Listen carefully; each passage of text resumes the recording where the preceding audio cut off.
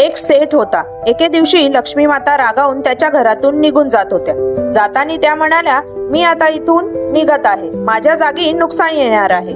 तयार राहा आणि जाण्यापूर्वी काही मागायचं असेल तर सांग. सेठ अत्यंत शांत आणि समजदार होता. तो विनम्रतेने म्हणाला, माते, जर नुकसान येणार असेल तर येऊ द्या. फक्त एक वरदान द्या. माझ्या कुटुंबात नेहमी शांतता आणि प्रेम टिकून राहो. लक्ष्मी माता स्मित करत म्हणाल्या, तथास्तु, आणि निघून गेल्या. काही दिवसांनी सेठच्या घरात 4 सुना होत्या. त्या दिवशी सर्वात धाकटी सून स्वयंपाक करत होती. तिने भाजीमध्ये मीठ टाकले आणि दुसऱ्या कामात व्यस्त झाली. थोड्याच वेळात दुसरी, तिसरी आणि चौथी सुनही आली. त्यांनी भाजी न चाकता त्याच्यामध्ये मीठ टाकले. रात्री सर्वप्रथम सेठ जेवायला बसले. पहिला घास घेतला. त्यांना कळलं भाजीत खूप मीठ पडलं आहे. सेठ समजले नुकसान आलंय, पण त्यांनी एक शब्दही न बोलता शांतपणे जेवण केलं आणि निघून गेले. नंतर मोठा मुलगा जेवायला आला. तो म्हणाला, बाबा जेवले? काही म्हणाले का? तर त्या म्हणाल्या, हो, त्यांनी जेवण केलं पण काही बोलले नाही. मोठा मुलगाही शांतपणे जेवला आणि उठून गेला.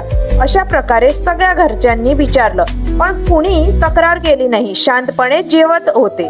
त्या रात्री सेठ झोपले होते. स्वप्नात त्यांना नुकसान भेटायला आलं. त्यांनी हात जोडले आणि म्हणाला, सेठजी, मी इथं निघतोय. मी आता ह्या घरात राहू शकत नाही. सेठ चकित झाले. का? काय झालं? नुकसान म्हणाला, तुमच्या घरात आज सर्वांनी मिळून जवळजवळ 1 किलो मीठ खाल्लंय, पण कोणी भांडलं नाही, कोणी ओरडलं नाही, कोणी दोषही दिला नाही. ज्या घरात इतकी शांतता, प्रेम आणि एकमेकांचा आदर आहे, तिथं मी नुकसान टिकू कसं? मी इथं राहू शकत नाही.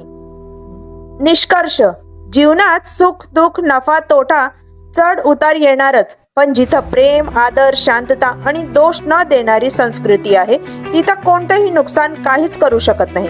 घराचं खरं वैभव म्हणजे पैसा नाही, तर घरातली शांती आणि एकमेकावरील प्रेम आहे.